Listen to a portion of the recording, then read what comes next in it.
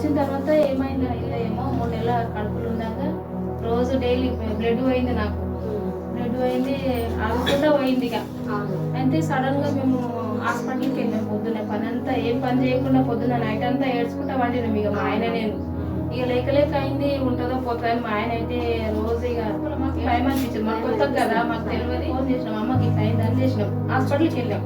చేస్తే మా అమ్మ సడన్గా హాస్పిటల్ మేడం చెక్ చేసి ఏమన్నదంటే అయితే అబార్షన్ కావచ్చమ్మా, పోతుంది, అయితే అబార్షన్ కావచ్చు, ప్రెగ్నెన్సీ నిలబడదని చెప్పి టాబ్లెట్స్ రాసిన. ఒక టాబ్లెట్కి 2000. అయితే అప్పటికప్పుడు నేను టాబ్లెట్లు తీసుకొని వేసుకున్నా కూడా నాకు తగ్గలేదు.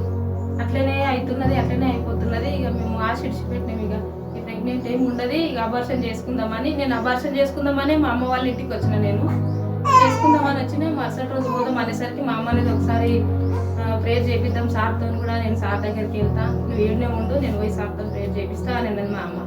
అంటే సరే పోయిరా అని చెప్పిన. నేను ఇంటి దగ్గరకు వచ్చి 1 వీక్ అయింది. 1 వీక్ తర్వాత మా అమ్మ పోదామని చెప్పింది. తగ్గుతుంది మన టాబ్లెట్లకు, ఇంటి దగ్గరనే ఉన్నా నేను.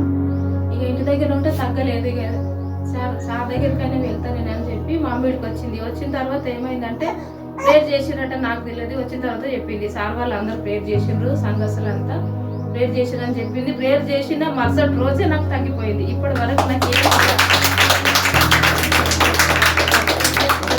మంచిగా సార్ కూడా సార్ ప్రేయర్ చేయడం, మాకు ఇట్లా ప్రెగ్నెంట్ ఉంది నార్మల్ కావాలి అని సార్కి అడిగితే సార్ అన్నాడు, నీ బిడ్డ నార్మల్ అవుతుందమ్మా, నువ్వేం ఇబ్బంది పడకు, బాధపడకు, ఖచ్చితంగా నార్మల్ అవుతుంది, టెన్షన్ పడకు అని చెప్పిండ్రు. సార్ చెప్పినట్టే మాకు దేవుడు చేసిన కార్యము నార్మలే అయినా నాకేం ప్రాబ్లం లేదు, నేను ఆరోగ్యంగానే ఉన్నా. దేవుని నామానికి వందనాలు. ఈ సాక్ష్యం దేవుడు దీవించింది కాదు.